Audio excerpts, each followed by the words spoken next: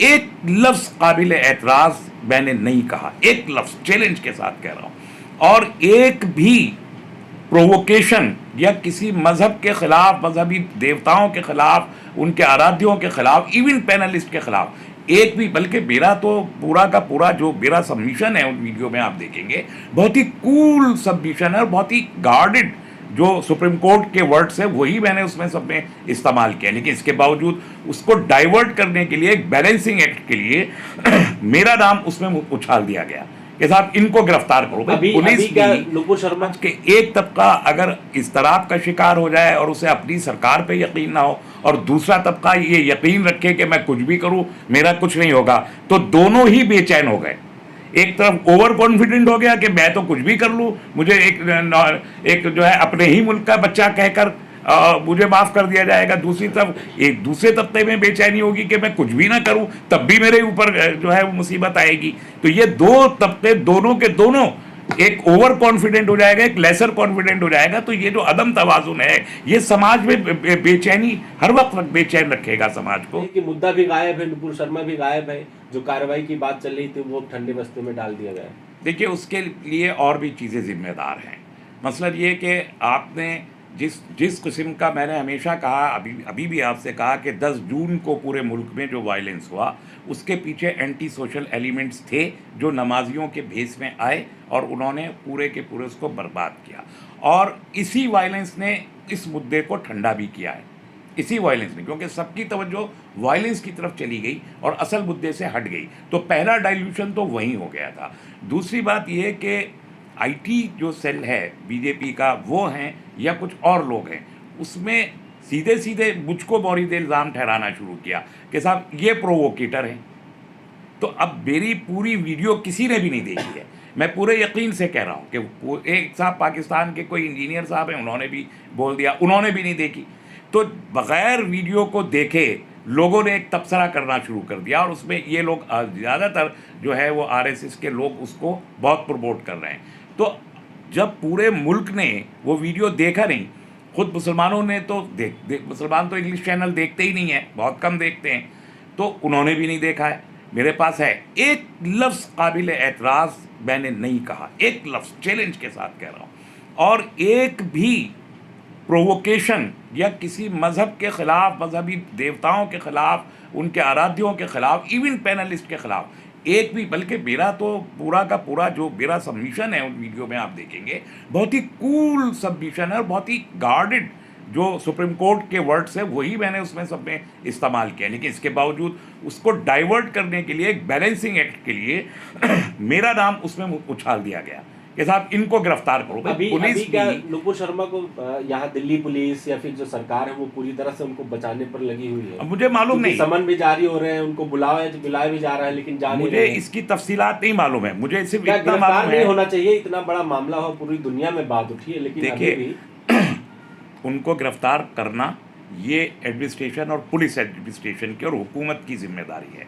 अब अगर हुकूमत अगर अपनी जवाबदेही से बचना चाहती है तो ये हुकूमत का है, लेकिन एडमिनिस्ट्रेशन को, जैसे महाराष्ट्र की पुलिस अपना काम कर रही है, अब उसको दिल्ली की पुलिस का कितना कोऑपरेशन मिल रहा है, कितना नहीं मिल रहा है, ये मालूम नहीं। लेकिन तमाम स्टेट्स की पुलिस को जहाँ जहाँ भी FIRs हैं उन्हें एक दूसरे को कोऑपरेट तो करना चाहिए ताकि किस्सा ख़त्म हो।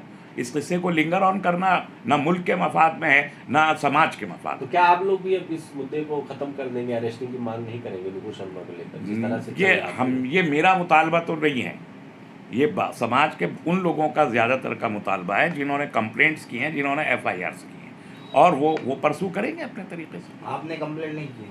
मैंने तो लीगल नोटिस भेजा था, जब भी भेज दिया था 1 जून को लीगल नोटिस मेरी तरफ से सर्व कर दिया गया था। उसमें हमने 2 मुतालबे मेनली किए थे।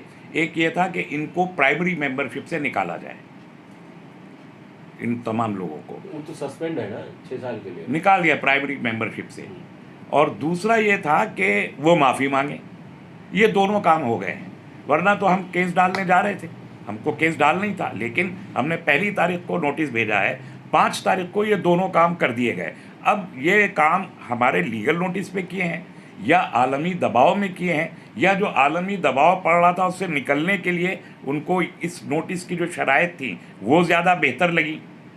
जो भी रीज़न हो उसका, लेकिन लीगल नोटिस में जो मुतालबात हमने किए थे वो एक्सेप्ट हो गए हैं। तो क्या ये पार्टी से सस्पेंड करना और माफी मांग लेना ये काफी है, क्योंकि इसके बदले लीची की फोटो डालने पर लोग गिरफ्तार हो जाते हैं उसी के दूसरे देखिए, दिन, और इंसाफ यहाँ के इतना विरोध होने के बाद भी अभी भी कोई इंसाफ के गिरफ्तार दो पैमाने नहीं हो सकते, ये हमने हमेशा कहा है और आज भी उसी पर कायम है। इंसाफ के दो पैमाने नहीं हो सकते। हुकूमत जो भी हो, जिस पार्टी की भी हो, वो गार्जियन होती है तमाम अपने शहरियों की। अगर हम 140 करोड़ शहरी इस मुल्क में रहते हैं तो हमारी गार्जियन हमारी हुकूमत है, और हुकूमत उस वक्त तक कामयाब नहीं कही जा सकती जब तक वो बराबरी के साथ इंसाफ ना कर रही हो। अगर इंसाफ के पैमाने दो हो जाएंगे, जैसा कि हम बार बार देख रहे हैं, तो ये दो पैमाने इंसाफ के मुल्क में इज़्तिराब और बेचैनी पैदा करते हैं। कोई भी मुल्क हो, इंसाफ के पैमाने हुकूमत के अगर दो हो जाएंगे तो अमन कायम रखना मुश्किल होगा, समाज में बेचैनी बढ़ेगी, समाज में अदम बर्दाश्त बढ़ेगा और समाज में इज़्तिराब पैदा होगा, और वो हो रहा है। इसलिए हम कहते हैं कि दो पैमाने नहीं, एक नज़र से हुकूमत को सबको आखिरी देखना सवाल, होगा। क्या अभी ये जो नौजवान जो सड़कों पर जो विरोध कर रहे हैं इसको अग्निपथ स्कीम को लेकर, क्या ये जो तोड़ फोड़ हुए, जो लूट मार हुए, जो आगजनी हुई है, क्या इनके घरों में बुलडोजर चलेगा? जिस तरह के पिछले जितने भी विरोध प्रदर्शन में जो लोग मुलविस थे उनके घरों में बुलडोजर चला दिया गया था। मैंने कहा कि इंसाफ के दो पैमाने मुल्क में बेचैनी और इज़्तिराब पैदा करते हैं। तो इंसाफ का पहला पैमाना अगर ये था कि 24 घंटे के अंदर अंदर एक आदमी के घर पे, जावेद के घर पे बुलडोज़र चला दिया जाए विदिन 24 आवर्स, और उसमें इधर उधर के का ये नोटिस वो नोटिस, कोई नोटिस नहीं था, झूठ की बुनियाद पर एक आदमी के घर पर बुलडोज़र चला दिया जाए। दूसरी तरफ बनारस का एसएसपी ये कहे कि ये नासमझ बच्चे हैं और हमारे ही हैं बहरहाल, तो इनको समझाना ज़रूरी है। तो ये दो पैमाने हैं, ये दो पैमाने अगर रहेंगे तो इंसाफ, तो मुल्क में अदम एतमाद, अदम यकीन भी नहीं रहेगा हुकूमत के ऊपर। तो समाज के एक तबका अगर इज़्तिराब का शिकार हो जाए और उसे अपनी सरकार पे यकीन ना हो, और दूसरा तबका ये यकीन रखे कि मैं कुछ भी करूं मेरा कुछ नहीं होगा, तो दोनों ही बेचैन हो गए।